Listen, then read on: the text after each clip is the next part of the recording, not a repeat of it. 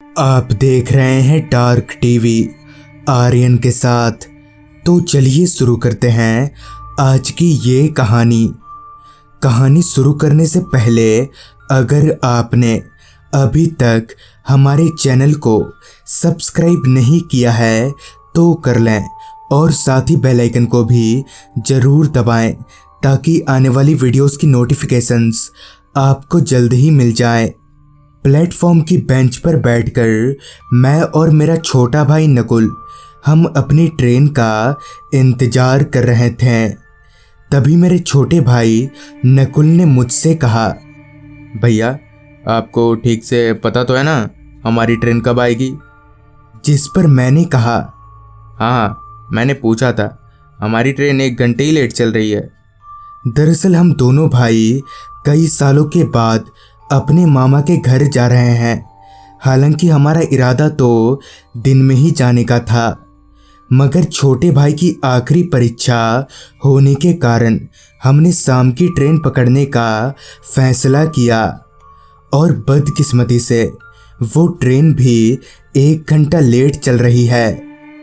तकरीबन 1 घंटे बाद यानी शाम के 7 बजे ट्रेन प्लेटफॉर्म पर आकर लग गई और हम दोनों भाई ट्रेन में चढ़कर बैठ गए।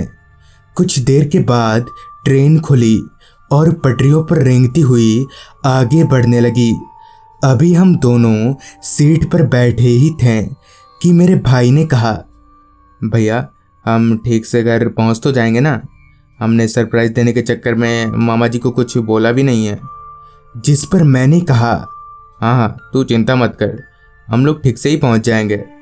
तकरीबन 3 घंटे का सफ़र तय करने के बाद यानी रात के 10 बजे हम लोग ट्रेन से उतरे। गांव का स्टेशन होने के कारण प्लेटफॉर्म एकदम खाली था, कहीं कोई इंसान नज़र नहीं आ रहा था।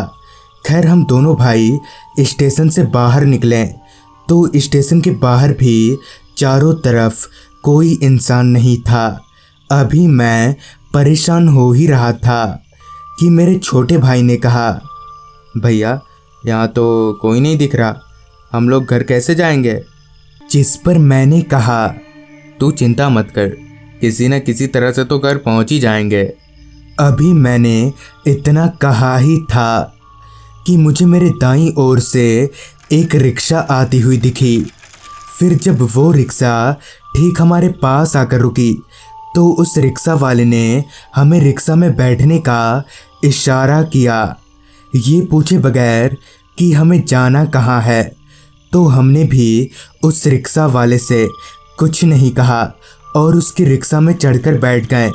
हम दोनों के बैठते ही रिक्शा चलने लगी। रास्ता एकदम खाली था, ऊपर से आजू बाजू जंगल होने के कारण रास्ता और भी ज़्यादा डरावना लग रहा था। तभी मैंने उस रिक्शा वाले से कहा, काका ज़रा जल्दी चलाइए ना, ये रास्ता कितना डरावना लग रहा है। जिस पर उस रिक्शा वाले ने कहा, डर? किस चीज़ का डर? तो इस पर मैंने कहा, मुझे और मेरे भाई को भूत प्रेत से बहुत डर लगता है। मेरे इतना कहते ही उस रिक्शा वाले ने रिक्शा की रफ्तार एकदम से बढ़ा दी और कुछ ही सेकंड्स में रिक्शा हवा से बातें करने लगी। ऐसा लग रहा था कि जैसे मैं किसी हवाई जहाज में बैठा हुआ हूँ। और कुछ ही मिनटों में रिक्शा हमारे गांव के ठीक बाहर खड़ी थी। मगर हैरानी वाली बात तो ये थी कि आखिर इस रिक्शा वाले को हमारे गांव का पता कैसे चला। खैर हमने रिक्शा में बैठे बैठे ही उस रिक्शा वाले से कहा, आपका बहुत बहुत शुक्रिया जो आपने हमें यहाँ तक छोड़ दिया, वरना पता नहीं हम घर कैसे पहुँचते। मैंने इतना कहा ही था कि उस रिक्शा वाले ने अपना सिर पीछे घुमा लिया और बोला, कहीं भूत ऐसे तो नहीं दिखते हैं। मैंने जब उस रिक्शा वाले का चेहरा देखा तो मैं देखता ही रह गया, क्योंकि उसका चेहरा बेहद डरावना था। ये देखकर हम दोनों भाइयों ने सर पर दौड़ लगा दी और सीधे घर पहुँचे। और जब घर वालों को पूरी बात बताई तो उन्होंने बताया कि कुछ दिनों पहले एक रिक्शा वाला ट्रक के चपेट में आकर मर गया था, तब से उसकी आत्मा वहीं पर भटकती रहती है। तो दोस्तों, ये थी आज की कहानी। अगर आपको ये कहानी अच्छी लगी हो तो चैनल को सब्सक्राइब कर लें। तो मैं आर्यन बहुत जल्द मिलूँगा आपसे ऐसी ही एक कहानी के साथ।